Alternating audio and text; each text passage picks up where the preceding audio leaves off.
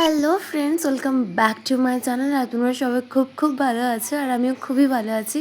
And আজকে ব্লগটা দেখতেই পাচ্ছ, রাত থেকে শুরু করছি। অ্যান্ড আমার এক্সাম আছে কালকে, সো তার জন্যে এখন পড়ছি আমি। এতদিন ছুটি ছিল, পড়া হয়নি ল্যাথকর। সো এখন পড়ছি আমি, এগুলো লিখবো। এই গল্প বইটা শেষ করার ইচ্ছা আছে। আবার আমার একটা আঁকাও কমপ্লিট হয়নি, ওটা কমপ্লিট করবো। না, কালকে এক্সাম নয়, পরশু এক্সাম। সো তার জন্য প্রিপারেশন নিচ্ছি অ্যান্ড এগুলো কাজগুলো করব। তো ভাবলাম ভিডিও করা যাক।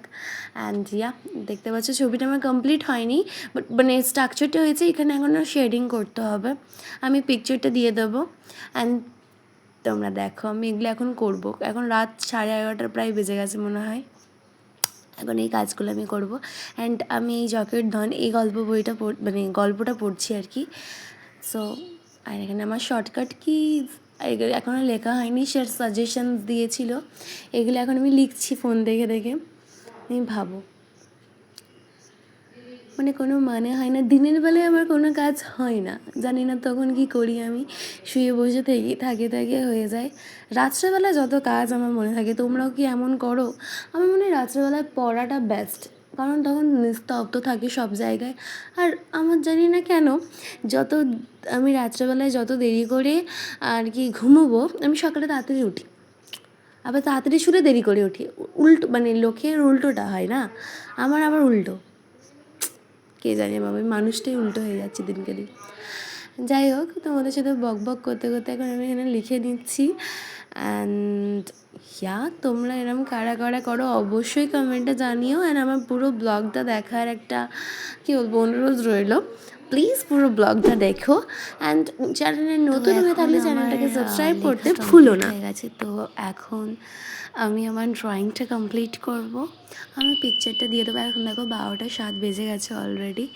অ্যান্ড বাইরে এই অবস্থা, কি সুন্দর লাগছে চাঁদটা, কি বলবো। এরপরেই আমি আমার কাজ শুরু করে দিয়েছি। এই হলো আমার, এখানে হালকা লাগছে। এটা অ্যাকচুয়ালি একটু ডিপ করব। আমি একটা রেফারেন্স দেখে এঁকেছিলাম। সো দেখো 20 তারিখে এঁকেছিলাম, কমপ্লিট হয়নি। আমার রেফারেন্সটার পিকচারটা এখানে আছে, দেখো এটা হচ্ছে আমার reference. And this is my art. আরে ভাই দেখা রে, আমার ছবিটা দেখা। এই দেখো, this is my art. And কেমন হয়েছে অবশ্যই কমেন্টে জানাবে। এটা এখন একটু সুন্দর করবো আর একটু, ঠিক আছে? গান ছাড়া তো এত রাতে কাজ করা সম্ভবই নয়, এত রাতে নয়, গান ছাড়া আমি কিছুই করতে পারি না। সেটা ঘরের কাজ বলো, পড়াশোনা বলো, প্রজেক্ট বলো, কিছুই করতে পারি না। Without song I am nothing. তো এখানে এখন আমি আমার কাজটা করছি। তোমরাও কি এরম করো যে প্রজেক্ট করার সময় বা কোনো গল্পের বই পড়ার সময় গান শোনো? গান ছাড়া কী করে বাঁচবে একটা মানুষ, তাই না? বাঙালি, বিশেষ করে বাঙালি ছাড়াও যেই হোক, গান ছাড়া কী করে ভাই থাকতে পারবে? গান হলো এমন একটা জিনিস যাকে ছাড়া কেউ বাঁচার কথা ভাবতেই পারে না। এই পুরো ড্রয়িংটা কমপ্লিট হওয়ার পর ঠিক এই রকম লাগছিল। কেমন লাগছিল কমেন্টে জানি। তারপর আমি এই গল্পের বইটা পড়তে পড়তে কখন ঘুমিয়ে গেছি, ভিডিও করা হয়নি, ফটোটা তোলা ছিল। অ্যান্ড এটা হচ্ছে নেক্সট মর্নিং। তো দেখো আমার খাটে ওই বই, গল্পের বই আর আমার কম্পিউটারের বইটা আছে। অ্যান্ড আমি এখন করছি একটা কাজ, সেটা কি বলো তো, এই যে আমার ঘরটা, এখানে অনেক ঝুল হয়েছে। এটা তাই জন্য মা আমাকে একটা গুরু দায়িত্ব দিয়েছে সকাল সকাল, যে এগুলো পরিষ্কার করার দায়িত্ব তোর। তো এই হলো আমার ঘর, যেটা আমি গুছিয়ে রাখছি, গুছিয়ে রাখি আমি আর কি। তো এখানে এখন আমি সেট করে দিয়েছি ফোনটা, আর এখন আমি কাজটা করে নেবো ফাটাক করে, ঠিক আছে? আমার ফ্যানটা এখানে অফ করছি আমি। আমি এমন করে ক্যামেরাটা সেট করেছি যে আমি দাঁড়িয়ে আছি, আমার মাথাটা হালকা দেখা যাচ্ছে শুধু। তো কিছু নয়, এখন আমি গুছবো, আমার কাজটা করবো। আর আমার চুলের অবস্থা দেখছো? আমার যেহেতু লক্স কাটা আছে, ঘুমতে করে চুলটার অবস্থা ঠিক এরকমই হয়ে যায়, কোনো যার হয় না। এখানে আমি তাড়াতাড়ি করে এগুলো এখন করবো কাজটা। তোমরা মাকে এরম হেল্প করো। এগুলো যদিও করা দরকার, এখন তো বাড়িতেই আছি, আমাদের 7 তারিখ থেকে কলেজ স্টার্ট হচ্ছে। তোমরা কোন কোন কলেজে কে কে অ্যাডমিশন নিলে, কী অনার্স করছো কমেন্টে জানিও। আমার তো ইংলিশ অনার্স, অ্যান্ড আমার বাড়ির কাছেই যে কলেজ, আমি এখানে অ্যাডমিশন নিয়েছি যাতে টাইম বাঁচে।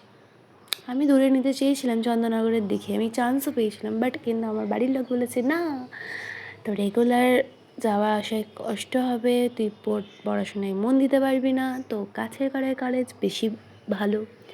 যেহেতু আমার পুরো কাছে, মানে হেঁটেও যাওয়া যাবে আমাদের বাড়ির এত কাছে কলেজ, সো বাড়ির কাছের কলেজেই আমি অ্যাডমিশন নিয়েছি।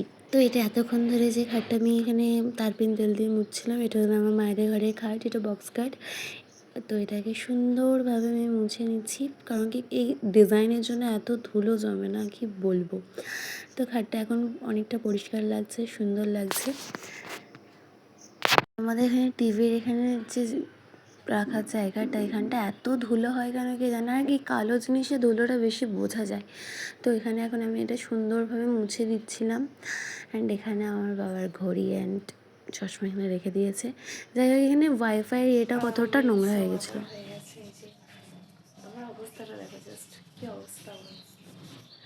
এই উঠেছি ঘুম থেকে, এগুলো বন্ধ করতে সার্জারি করছিলাম। হয়ে গেছে, দেখতে হবে পুরো ব্লগটা, ঠিক আছে।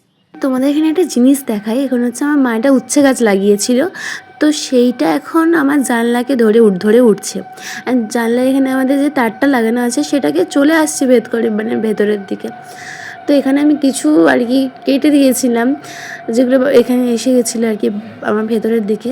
তোমাদের দেখাচ্ছি, দেখো, এই দেখো, এই দুটো আমি এত বড় বড় চলে এসেছিলো জানলার ধারে, তো আমি এগুলো কেটে দিয়েছি। কিন্তু মানে কি বলবো, পুরো জানলাটাকে ও কবজা করে নিচ্ছে।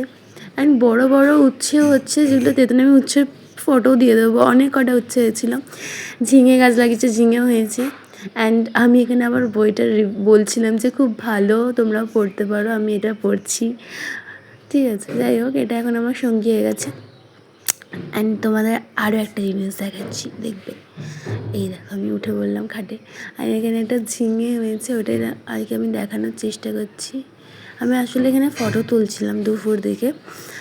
অ্যান্ড দেখো সূর্যটা কি সুন্দর লাগছে, কি বলবো, এত সুন্দর ভিউ।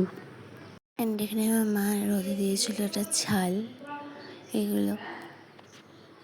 অ্যান্ড আমি এখানে ফটোশ্যুট করছিলাম, ফটোসগুলো দিয়ে দেবো, বলবে কেমন লাগছে। ইনস্টাগ্রামে ফলো করো না। বাড়ির যে গাছ ছিল সেখানকার উচ্ছে দেখো, এগুলি আরও বড় হতো, কিন্তু তুলে নিয়েছে। দেখো কত ফ্রেশ, তাই না? দোকানে কিনতে গেলে এগুলো কত দাম, আরও হয়েছে, তাই তো, আরও হয়েছে। আর দেখো কি সুন্দর লাগছে উচ্ছেগুলো, আরও বাড়বে ফুলগুলো, যতক্ষণ ফুল আছে বাড়বে। আর এদিকে দেখো, এখানে যে গাছ উঠছিল সব নামিয়ে দিয়েছে। এই যেমন উঠছে এখানে, দেখছো কত ফুলও হয়েছে। আমি এখন খাচ্ছি কি হলো, লেস, এই দুটো লেস। এখন কটা বাজে 8:30। আমি এখন লেস খাচ্ছি, আর আমার পড়া মুখস্থ করে লিখছি। আজকে আমার এক্সাম, কিচ্ছু পড়িনি গাইস, কিচ্ছু পড়িনি। দেখো, এখানে এতগুলো হয়ে যায়, এখন দুটো বাকি, এই দুটো পড়ছি, এগুলো সব হয়ে গেছে। এখানের এই দুটো বাকি আছে, এখনো 7-8 বাকি, সব হয়ে গেছে, এগুলো হয়ে গেছে গাইস। সকালে খেয়েছিলাম আমি হচ্ছে তোমার এটা, এইমাত্র খেলাম, কী বলে এটাকে, ছাতু।